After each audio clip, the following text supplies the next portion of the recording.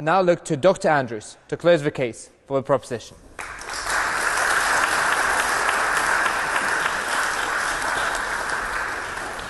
All right, so thank you for the invitation, thank you for coming. I wasn't going to start here, but I've heard a lot of things in my time, and believe me, Bob Marley will be on this side of the aisle. All right, I just want to say that 100%, and I explain why. All right, first thing first, in terms of this motion, is racism. Racism is not about individual prejudice. Racism is not about the individual white teacher who says bad things. I've been called a nigger probably 3 times by white people. Every single time I left. Why? There was no power. It was meaningless to me, right? Let's take a key case, Stephen Lawrence, right? Stephen Lawrence was killed by racists, but that wasn't what made it racism. The act itself was prejudice. What made it racism was how the police responded. Because he was black, they didn't do their job. And 20 years later, we have to still fight for justice. Racism is about power.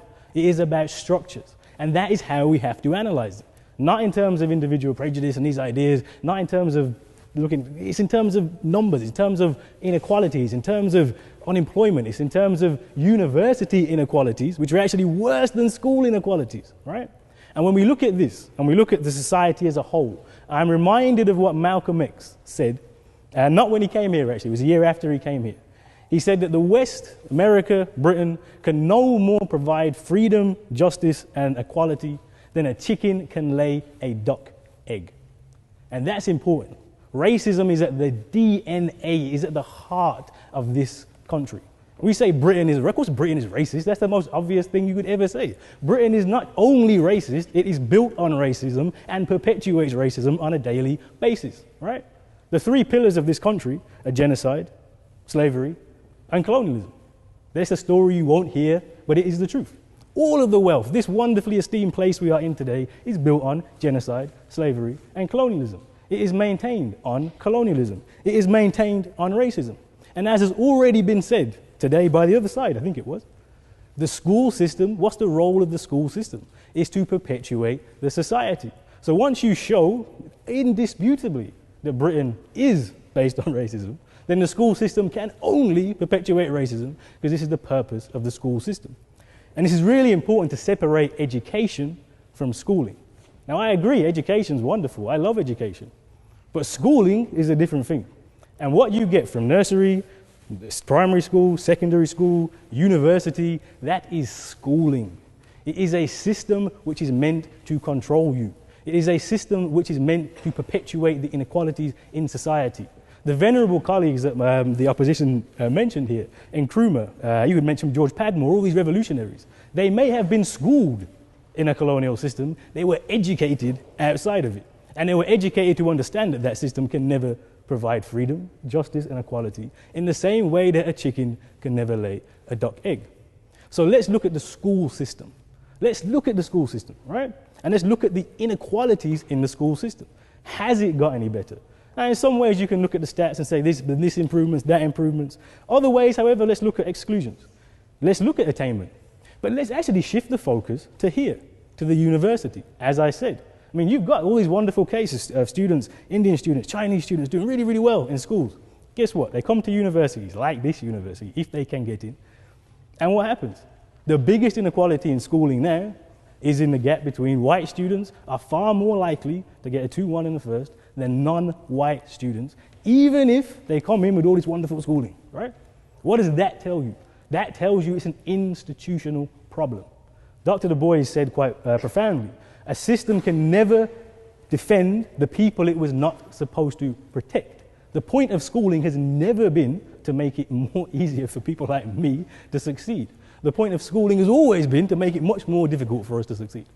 And I'm going to give you a Marxist philosopher, Ivan Illich, who talked about schooling society. And this is something we need to shake from our minds. The idea that universal schooling was meant to make things more equal. No. Universal schooling came in because of the economy, the structure of the work, etc., etc. That's the point of it, right? This is how you can tell what the role of the school is. 50 years ago, you had all these wonderful working class jobs. You didn't need skills. You didn't need to read and write. It was wonderful, right? In those times, only 5%, 3%, 4% of people went to university. Places like Oxford could be happily monocultural because it didn't really matter, right? 50 years later, you need a skilled workforce. You need people with degrees. So the unwashed masses, the dark people, the poor people, they're invited in. not so much to hear, but they're invited in more generally, right? That's the role of schooling. So this doesn't mean everything's got better, it doesn't mean anything's changed. Look at the system, look at unemployment. Even if you get your degree and you're black or Asian, you're much less likely to be employed, right? Look at the inequalities. They are still there, they are still just as bad.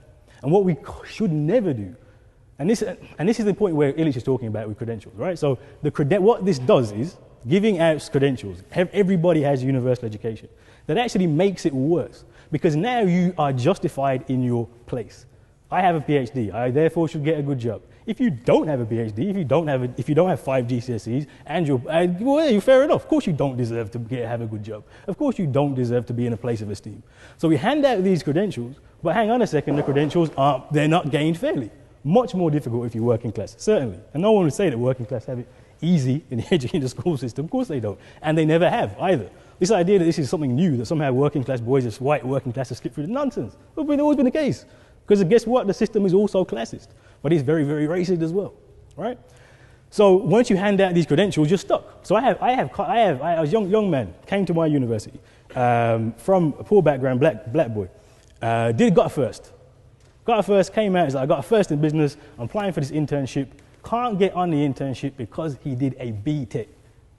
B.Tech means you can't do that. That credential means you can't get on the internship, right? Your UCAS points are now more important than your actual university qualifications. That is sedimenting inequality. That's what schooling does. So please don't tell me that things have improved or got any better.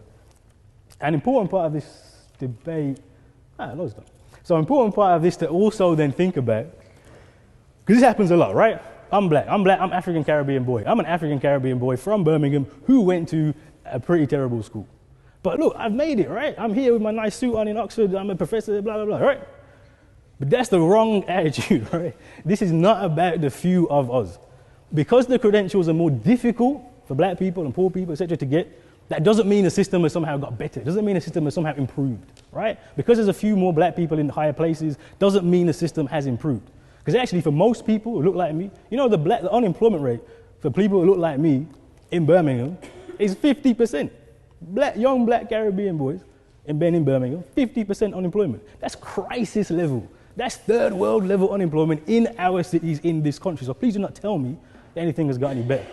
So we should never look at the few and say, well, look, the few, that's great, it's great, right? No, because the way that the British school system has always worked is to give privilege to the few. Not so much in the UK at first, right? But remember, when we think about Britain, Britain is not an island with 4 countries or 5 or how many countries it is now. It is an empire, British Empire. And this model of giving the few a bit of access, a bit of success, a bit of nice clothes and fine schooling, that's a way of colonial control. I mean, this rose-tinted look back at the colonial education is somewhat galling, to be honest, actually. This idea that, it's better in the past, and it's like, no, please no. Because actually what the point of this schooling was, for the colonial elite, everybody in Jamaica now doesn't get schooled. You go half the day into school. Or if you can afford private school, you'll go to school. But the idea that this is somehow wonderful, has elevated school. I mean, look at Jamaica, look at the Caribbean, look at the levels of poverty. If that's the result of British school system, you know it's perpetuated racism, right? So the role of schooling in the colonies was always to give the few, some of the lucky others, the top of us, a role, was to train us into supplication. Was to train us into neo-colonialism.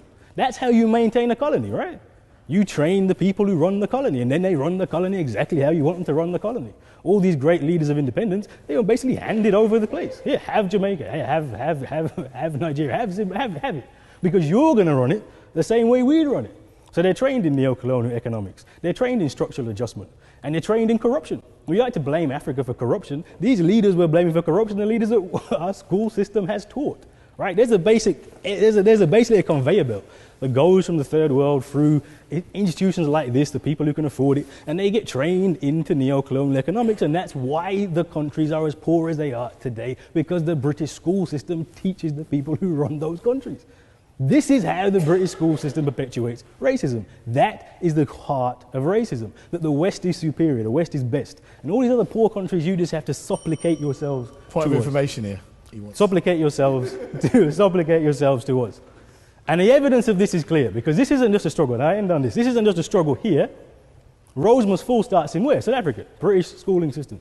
Jamaica, they're having these same arguments. And the young people today are waking up and saying, no, the days where you can do this are long gone. The British education system has been the enemy of advancement and the enemy of black and brown people for too long.